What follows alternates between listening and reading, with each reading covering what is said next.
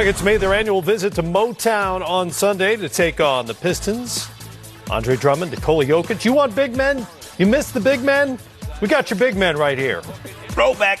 Jokic moving without the ball. Will Barton found him. Jokic, so great as a passer, no matter if he's the high post, the low post. Found Barton for three there. He went for 20 on the day, and it's 22-7 Denver. Here come the Pistons. Bruce Brown, locked and loaded. And then Drummond into the paint, out to the other Sekou. Doumbouya. Always love watching young Sekou. One of my favorite players. Knocks down the three. Reggie Jackson. Detroit happy to have him back in the lineup. Just before the half ends, and Detroit is up by 3 at the break. Here's Andre Drummond. 400th career double-double in this game. 400th. I mean, he's a walking double-double, man. That's a lot of double-doubles. 21 and 17 in this game. Here's Jokic. A triple-double. 39, 10, and 11 assists. 10th triple-double of the season. 38th of his young NBA career. 3.2 seconds left. Reggie Jackson. No. Game goes to overtime. In the OT. Drummond, one of those boards, out to Brown for 3. Drummond would eventually foul out in the overtime. Brown went for 19. Jackson, he goes for 20. Again, team's better when their best players are on the floor. It's helpful, right? It usually helps. Yeah.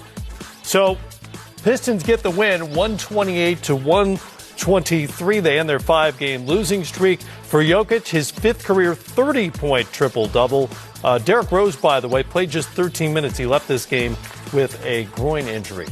And that brings us to Trade Watch presented by Robinhood, and a look at both Drummond and Derrick Rose. A couple of names that are being mentioned, bandied about as potential trade bait for a Pistons team that seems to be sort of stuck in the middle in the Eastern Conference. And let's talk about Rose first, assuming this injury is not a long-term thing, and we don't really know at this point.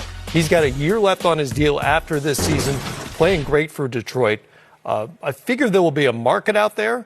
I don't know what the Pistons will expect back and if it's too high to make a deal. Yeah, I think that's going to be one of the problems is the Pistons will probably expect something back that's not commensurate with where Derrick Rose is now in his career. You're looking at him and saying, this is a guy who was the youngest MVP the league's ever seen, a former number 1 pick.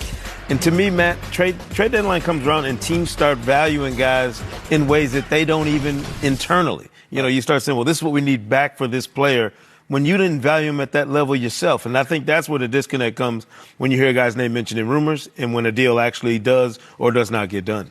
Andre Drummond is a different situation. He's expected, well, he's not expected to. He said he's going to opt out this summer, so he'll be a free agent. He's also very much in the mold of an old school big man, and there aren't that many teams around the league looking for old school big men. I wonder what the market is for him. Yeah, I think that's what makes it tougher for Drummond. We heard some rumors earlier this season about teams being interested in Atlanta and several others. But I think that was more somebody's kicking the tires trying to figure out what the market might be for him. Why would you trade now for Andre Drummond when you can certainly see him on the free agent market this summer? And I don't know that there's going to be a tug of war. It's not like 20 teams are going to be chasing after him. Right. He's going to be a very specific fit somewhere where you need a big walking double-double, as I mentioned. So that's going to limit the number of teams that will be interested in him. Well, the same question will come up this summer when he is a free agent.